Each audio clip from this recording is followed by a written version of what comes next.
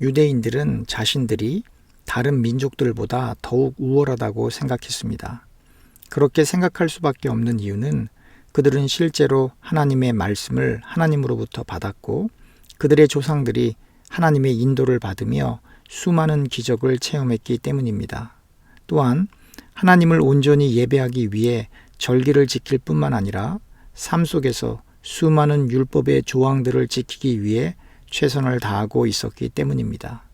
그런데 유대인들이 그렇게 하나님을 올바로 믿고 있어도 그들은 점점 하나님의 말씀 가운데 하나님이 의도하시고 뜻하시는 바를 자꾸 놓치고 율법에 매여 율법을 행하는 형식에 치우치게 되었습니다. 그 결과 하나님의 뜻과는 점점 멀어지고 자신이 어떠한 율법 조항을 지키고 있다는 그 자체에 자부심을 느끼며 이방 민족들을 혹은 같은 유대인이라 할지라도 율법을 지키지 않는 사람들을 멸시했습니다. 많은 사람들이 율법에 대해 오해하고 있는 부분이 있습니다. 그것은 율법은 무조건 나쁘다는 것입니다. 그러나 그렇지 않습니다. 성경의 범위를 넘어서 유대인의 전통 가운데 인위적으로 율법으로 더해져 지나치게 형식주의와 율법주의를 형성하는 면도 있지만 성경에 기록되어 있는 율법과 그 정신은 분명 하나님으로부터 온 것입니다. 예수님이 십자가에 달리시기 전에 유대인들 가운데 행해지는 각종 예배 형태, 절기, 그리고 십계명을 비롯한 선지자들을 통해 직접적으로 전달되어지는 하나님의 말씀은 대단히 중요한 것임에 틀림이 없습니다. 그런데 인간은 성경에 기록되어 있는 모든 율법을 형식적으로 그리고 내용적으로 온전히 지킬 수가 없습니다. 인간은 율법의 형식과 내용을 통하여 자신이 하나님의 말씀을 온전히 지킬 수 없는 사람임을 자각하는 것입니다. 예수님 당시의 유대인들은 율법의 내용과 정신보다는 율법의 형식에 치우쳐 자신들의 힘과 영향력을 증진시키는 데 더욱 관심이 있었습니다. 더욱 정확히 말하면 하나님의 말씀을 온전히 지키기 위해 자기 부인의 자리로 나아가야 하는데 유대 종교인들은 하나님의 말씀을 이용하여 자신들의 종교적, 사회적, 정치적, 그리고 경제적 이익을 챙기려 했던 것입니다. 그래서 인간의 모든 죄를 대속하시고 인간은 결코 성취할 수 없는 율법의 요구를 십자가에서 단번에 이루어내시는 예수님을 보고도 그리고 십자가에 달리시기 전 예수님의 공생애 동안 많은 설교를 들었음에도 불구하고 예수님을 믿을 수가 없었던 것입니다. 바울은 율법의 진의와 정신이 아닌 율법의 형식에 치우쳐 율법을 완성하신 예수님의 말씀을 따르기보다는 자신들의 유대교 전통을 따르면서 자신의 우월성을 과시하는 유대인들을 향해 당신들은 죄인이라고 말했던 것입니다. 또한 여러 가지 사상, 철학, 그리고 지식을 가지고 있는 헬라인들, 다시 말하면 교육을 받아서 자신들이 다른 사람들보다는 무엇인가를 더 많이 안다고 생각하는 헬라인들을 향해서도 죄인이라고 바울은 선언하며 인간의 부패상을 시편의 성경 구조를 인용하여 폭로하고 있는 것입니다. 사랑하는 교우님들, 유대인들처럼 엄격한 기독교 집안에서 자랐던, 좋은 학교를 졸업했던 하나님 앞에서 그렇게 큰 의미가 없습니다. 정말로 예수님을 믿고 예수님의 말씀을 따르기 위해 자기 부인의 자리로 가지 않으면 아무런 소용이 없는 것입니다. 이 시대에 일어나는 기독교 혹은 기독교인들과 관계된 대부분의 부조리한 일들은 자기 부인의 결여로 나타나는 현상들입니다. 바울은 정확하게 인간의 실체에 대하여 말합니다. 인간들 중에 의인은 단 한 사람도 없다는 것입니다. 하나님의 말씀을 온전히 깨닫는 사람도 없고 하나님을 찾는 사람도 없다는 것입니다. 세상 사람들이 찾는 하나님은 성경에서 말하는 하나님이 아닙니다. 자신들의 소원과 바램을 들어주기 위한 기원 혹은 염원의 수단으로 신들을 부르는 것인데 그 신들은 창조주 하나님이 아닙니다. 창조주 하나님을 찾기 위해서는 반드시 하나님의 말씀을 깨달아야 하는데 하나님의 말씀을 깨달을 수 없으니 하나님을 찾을 수도 하나님을 성경에서 말하는 그대로 믿을 수도 없는 것입니다. 기록된 하나님의 말씀대로 하나님을 향한 신실한 믿음과 자기 부인 없이 하나님을 믿는다고 고백하며 교회에 들어가서 일을 하게 되면 인간은 하나님의 말씀을 자신의 유익을 위해 이용하게 되는 것입니다. 구약, 신약, 그리고 초기 기독교 교회를 보면 하나님을 온전히 믿으려 했던 사람들은 세상의 유익보다는 하나님의 나라에서의 상급을 원했습니다. 그래서 예수님을 믿는 길은 좁은 문으로 들어가는 것이요, 자기를 부인하는 것이요, 나의 유익보다는 하나님의 뜻을 따라 하나님을 목숨을 다해 사랑하고 이웃을 자기 자신처럼 사랑하는 것입니다. 하나님이 그 중심에 없는 사람은 바울이 이야기하는 것처럼 하나님의 말씀에 대항하여 모두 다 치우치게 되어 있고 하나님이 기뻐하시는 선을 행할 수도 없는 것입니다. 바울은 인간들의 본 모습을 설명하길 그들의 목구멍은 열린 무덤이고 그 혀로는 속임을 일삼으며 그 입술에는 독사의 독이 있고 그 입에는 저주와 악독이 가득하고 그 발은 피 흘리는 데 빠르다고 했습니다.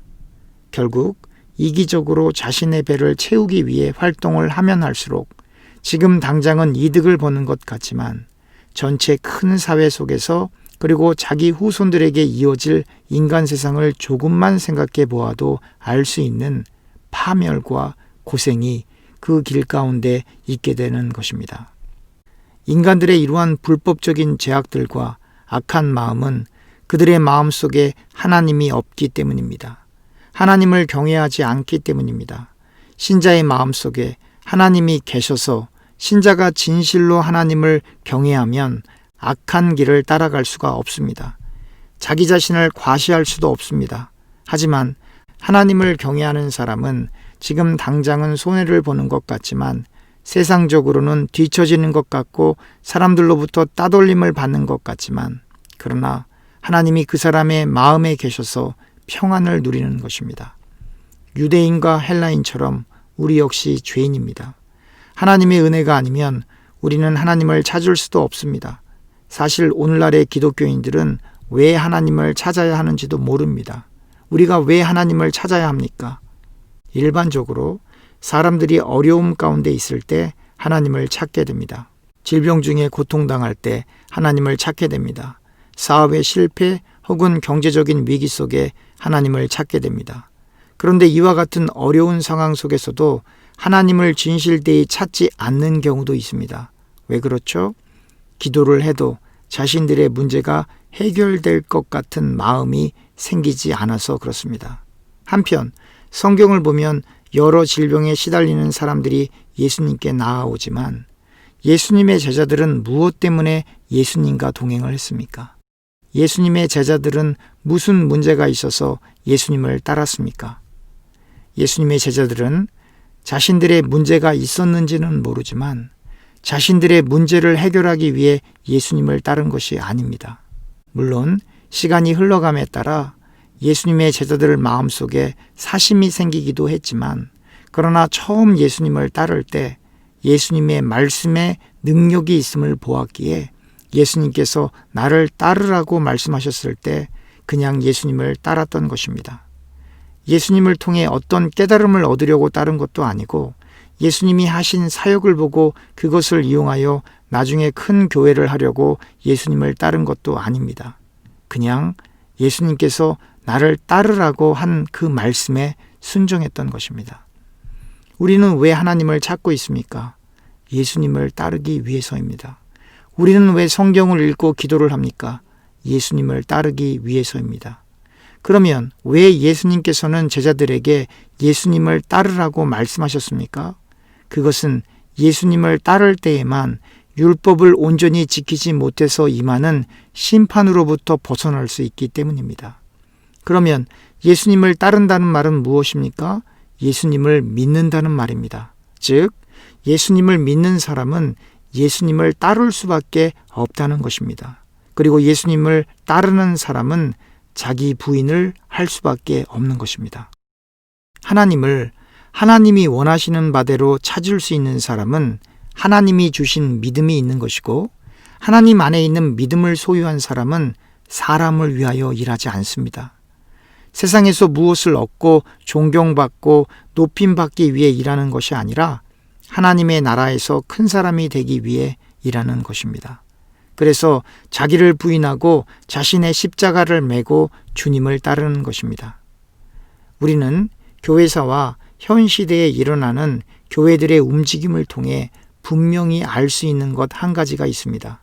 그것은 교회가 세상과 짝하여 하나님 중심적으로 일을 해 나가지 않을 때 수많은 부작용과 불의한 일들이 하나님의 이름 혹은 예수님의 이름으로 자행되어 오늘의 본문에서 바울이 인간의 부패상을 지적한 것처럼 교회는 열린 무덤, 속임으로 가득한 집단이 되어 하나님의 영광을 가리고 사람의 영광과 이득을 챙기는 강도의 소굴이 되는 것입니다.